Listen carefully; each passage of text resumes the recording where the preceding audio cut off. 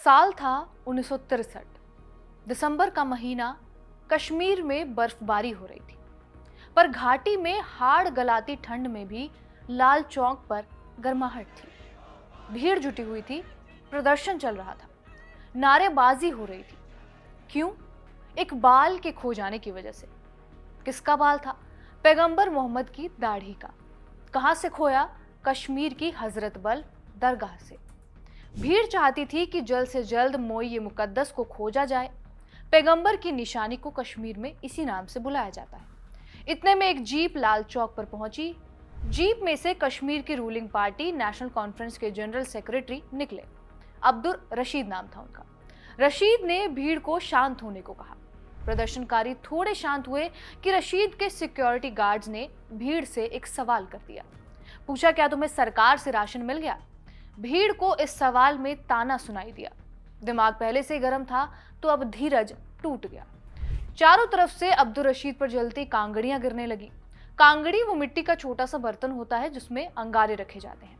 भीड़ ने रशीद की जीप को नदी में फेंक दिया और उनके घर को आग लगा दी। इस वाक्य ने हजरत बल का नाम पहली बार विदेशी अखबारों में छापा।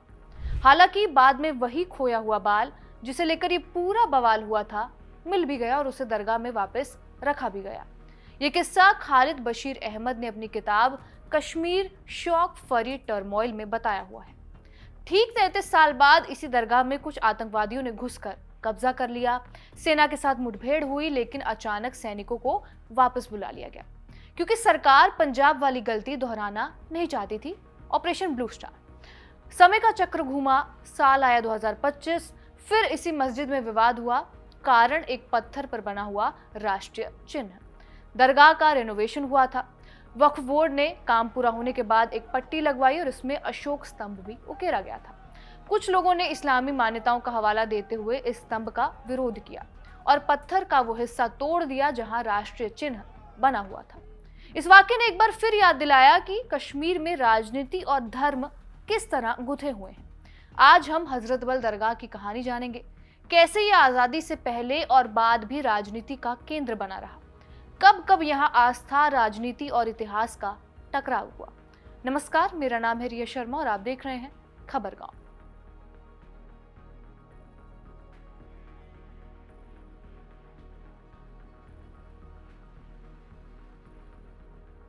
सन 1635 शाहजहां दिल्ली पर राज कर रहे थे। तभी एक गरीब मुसाफिर अपने परिवार के साथ मदीना से बीजापुर पहुंचा। नाम सैयद अब्दुल्ला। सैयद का कहना था कि वो मदीना की मुख्य मस्जिद का मुतवल्ली है, यानी देखरेख करने वाला। मदीना में सैयद का अपने भाई हाशिम के साथ झगड़ा हो गया था। इसी के चलते उसे मदीना से निकाल दिया गया।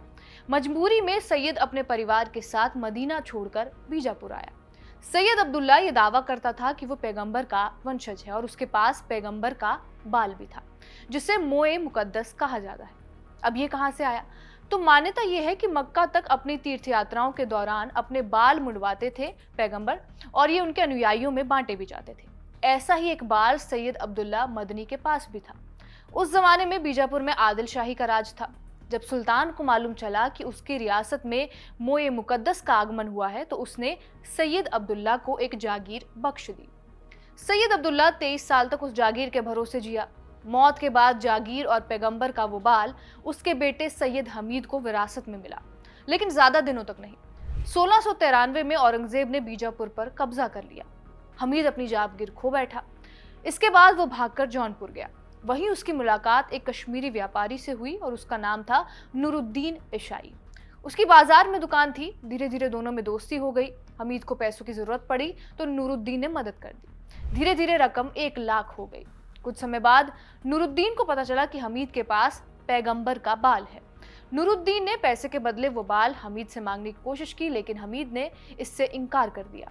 उसी रात हमीद को एक सपना आया। सपने में पैगंबर ने कहा कि वो मोए मुकद्दस नूरुद्दीन को सौंप दे। हमीद सुबह उठा और वैसा ही किया। बाल नूरुद्दीन को दे दिया गया। कुछ दिन बाद नूरुद्दीन को भी एक सपना आया जिसमें इस बाल को कश्मीर ले जाने का हुक्म मिला। बाल को झील के किनारे सुरक्षित रखा जाना था। नूरुद्दीन ने अपनी दुकान बंद की और कश्मीर रवाना हो गए। रास्ते में वो लाहौर पहुंचे, लेकिन बीमार पड़ गए। इसकी खबर बादशाह औरंगजेब तक पहुंच गई। तब औरंगजेब ने आदेश दिया कि पैगंबर का बाल उनके सामने पेश किया जाए। और नूरुद्दीन को कैद कर लिया जाए। औरंगजेब ने यह आदेश दिया कि बाल को अजमेर की मशहूर दरगाह में रखा जाए। लेकिन जब यह धरोहर अजमेर पहुंचाई गई तो औरंगजेब को एक और सपना आया। सपने में पैगंबर साहब ने हुक्म दिया कि धरोहर को कश्मीर ही भेजा जाए। इसके बाद सन 1700 में पैगंबर का ये बाल शोपियां पहुंचा। वहां गवर्नर मीर फाजिल खान ने इसे श्रीनगर की खानका दरगाह में रखने का आदेश दिया, पर एक दिक्कत थी। वहां इतनी जगह नहीं थी कि बड़ी संख्या में लोग इसका दीदार कर सके। इसलिए गवर्नर ने इसे शहर से बाहर बागे सादिक खान में रखवाया। ये बाग शाहजहां का बनवाया था। इसके बगल में एक झील भी थी। मोए मुकद्दस के लिए एक दरगाह बनाई गई जिसका नाम पड़ा हजरत बल। समय के साथ वहां पूरा गांव बस गया जिसे आज भी हजरत बल कहा जाता है। नूरुद्दीन के वंशजों को ही दरगाह की देखरेख का हक मिला। नूरुद्दीन के बाद बेटी इनायत बेगम ने काम देखा। कई सालों तक ये सिलसिला चलता रहा, लेकिन बात बिगड़ी 1963 में।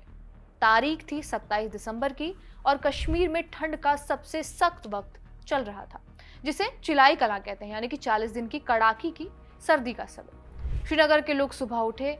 अचानक एक हैरान करने वाली खबर आग की तरह फैल गई। हजरत बल मस्जिद से मोए मुकद्दस यानी कि पैगंबर मोहम्मद का बाल गायब हो गया था। जब लोग दरगाह के हुजराए खास में पहुंचे तो देखा कि बाहर का दरवाजा टूटा हुआ था, अंदर का दरवाजा नीचे से काटा गया था। ये खबर सबसे पहले दरगाह में ही सोने वाले खलील को पता चली। कश्मीर में उस वक्त तक अस्थिरता पनपने लगी थी। शेख अब्दुल्ला जेल में डाले जा चुके थे। उनकी जगह बख्शी गुलाम मोहम्मद को सीएम बनाया गया, लेकिन फिर कामराज प्लान के तहत वो भी हटा दिए गए। उनकी जगह ख्वाजा शमसुद्दीन को कश्मीर का सीएम बनाया गया। ऐसे में मोए मुकद्दस की चोरी की खबर ने लोगों को सकते में डाल दिया। कुछ ही देर में हजारों लोग सड़कों पर निकल पड़े, बिना जूते चप्पल, रोते बिलखते, और ये कहते थे कि ए जालिमो मोए रसूल ए पाक को वापस करो। ये नारे लगते थे। उस दिन के बाद कई दिन तक कश्मीर घाटी में प्रदर्शन चलते रहे। हर रोज कश्मीर के अलग अलग हिस्सों से बड़ी बड़ी रैलियां श्रीनगर की तरफ बढ़ती थी। एक ही मांग, पैगंबर के बाल को वापस दरगाह में लाया जाए।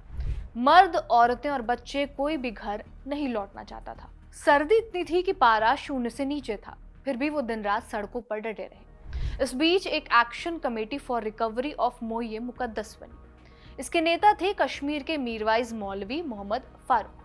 लेकिन ये कमेटी का चेहरा थे, कमेटी का दिमाग थे मौलाना मोहम्मद सैयद मसूदी। उनके साथ मौलवी अब्बास अंसारी, सैफुद्दीन कारी, मुफ्ती जलालुद्दीन, मुफ्ती बशीरुद्दीन और फारूक अब्दुल्ला जैसे लोग। जब मोए मुकद्दस की चोरी की खबर फैली तो मुसलमान गुस्से से भर गए। पूर्वी पाकिस्तान में गैर मुसलमानों के खिलाफ हिंसा हुई। बदले में भारत के पश्चिम बंगाल में मुसलमानों को नुकसान पहुंचा। इस घटना ने दुनिया भर का ध्यान खींचा। विदेशी पत्रकार दिल्ली से श्रीनगर पहुंचे और हालात की रिपोर्टिंग करने लगे। यूरोप और अमेरिका के अखबारों में लंबी लंबी खबरें छपी। पाकिस्तान के मीडिया, खासकर स्टेट रन रेडियो पाकिस्तान ने कश्मीर की घटनाओं को खूब कवर किया। भारत ने आरोप लगाया कि पड़ोसी देश भारत विरोधी उन्माद भड़का रहा है।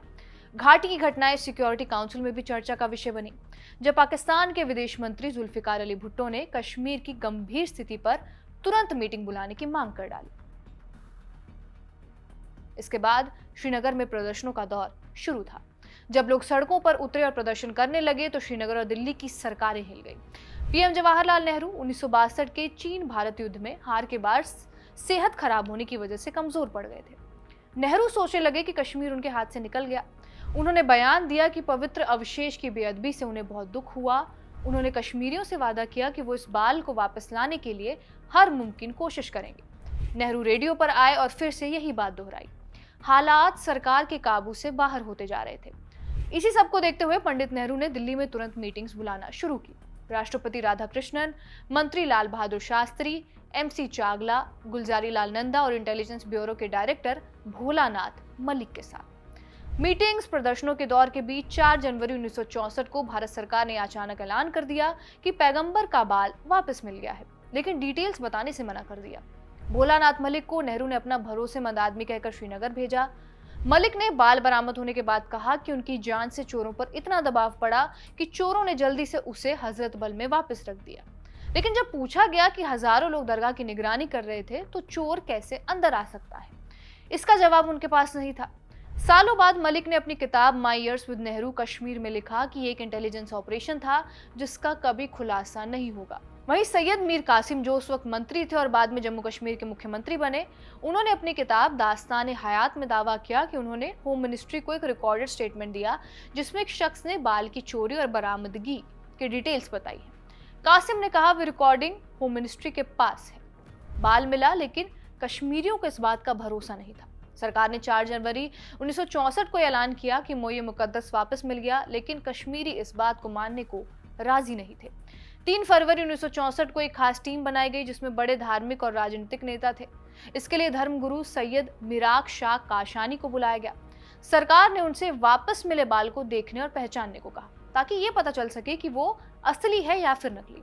सैयद मिराग शाह ने बाल वाली शीशी अपने चेहरे के पास उठाई और उसे कुछ मिनट के लिए देखा और उन्होंने कहा कि ये बाल असली है। इसके बाद 6 फरवरी की तारीख चुनी गई ताकि इसे जनता को दिखाया जा सके। भीड़ आई, शीशी की डब्बी दिखाई गई और लोगों ने एक दूसरे को बधाई देना शुरू किया। उस उथल पुथल भरे वक्त में कई अफवाहें उड़ी कि आखिर इसे चुराया किसने था।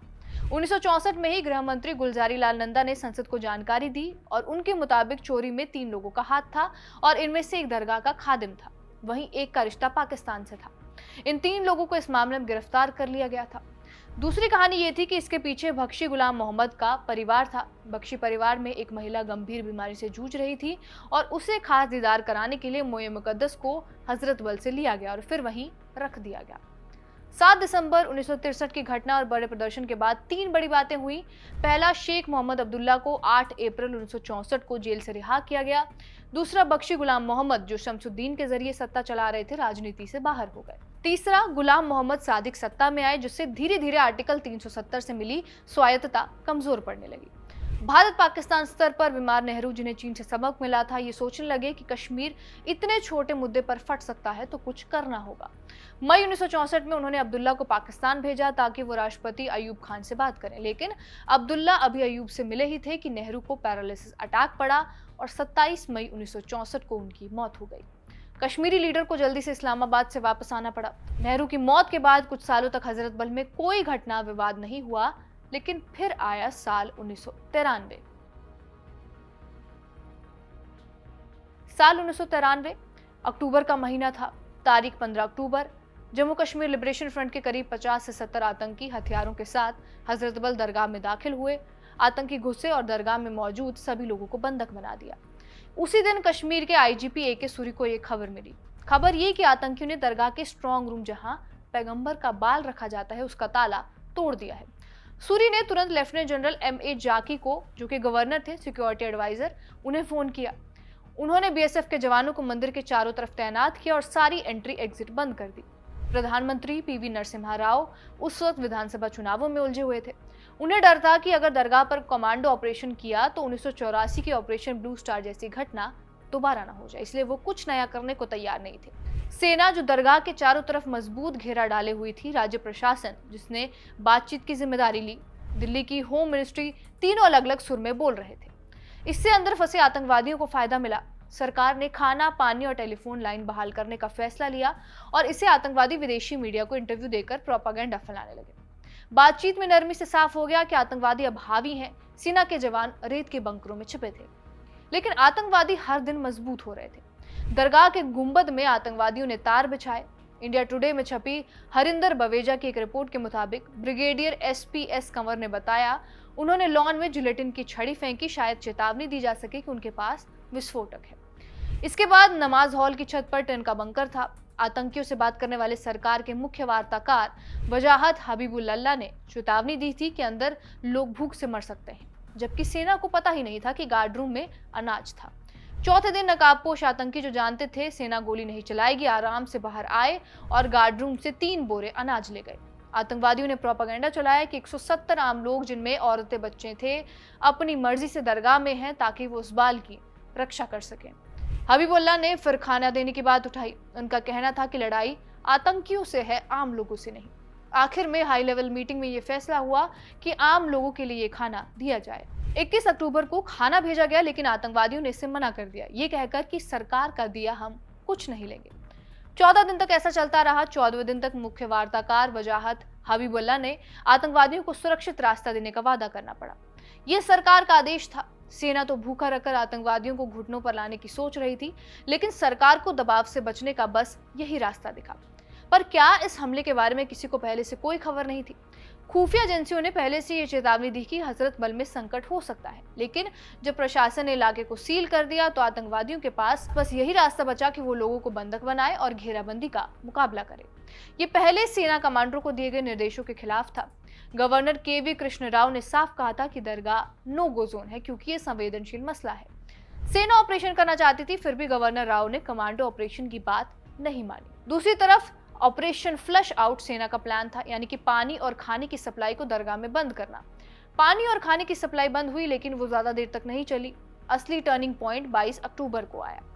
हुर्रियत कॉन्फ्रेंस ने अपील की कि लोग शुक्रवार की नमाज के लिए हजरत बल की तरफ मार्च करें, लेकिन सिक्योरिटी फोर्सेस ने नमाज रोक दी। सैकड़ों लोग गलियों से सड़कों पर उतर आए। भीड़ को काबू करना मुश्किल हो गया और इसके चलते फोर्सेस ने प्रदर्शनकारियों पर गोली चला दी। 37 लोगों की जान गई और 70 से ज्यादा घायल हुए, और इस खून खराबे ने हबीबुल्लाह और आतंकवादियों की बातचीत रुकवा दी। सिविल प्रशासन और सेना फिर अलग अलग रास्ते पर थे। पानी बहाल हुआ, डॉक्टरों को अंदर भेजा गया क्योंकि लोग परेशान थे।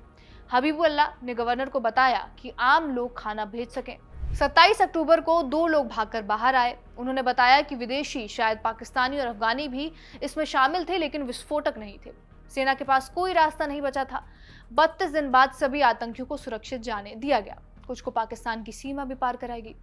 ये दोनों घटनाएं हजरत बल में हुई। 1993 के बाद लगा कि हजरत बल को लेकर कोई नई घटना, नया विवाद नहीं सामने आएगा, लेकिन ऐसा हुआ नहीं। 7 सितंबर को प्रदर्शनकारियों ने इसी दरगाह में प्रदर्शन किए, तोड़फोड़ हुई। ईद ए मिलाद का दिन था और हजारों की संख्या में लोग मजार के बाहर जुटे हुए थे और वहां मौजूद शीला पट्टी पर अशोक स्तंभ देखकर भड़क उठे थे। भीड़ ने अशोक स्तंभ को निशाना बनाया। एक शख्स ने वक्फ बोर्ड के उस निशान पर ईंट मारे ताकि उस उकेरे हुए अशोक स्तंभ को मिटाया जा सके। जम्मू और कश्मीर के मुख्यमंत्री उमर अब्दुल्ला इस हमले की निंदा करने की जगह हमले को सही ठहराते नजर आए।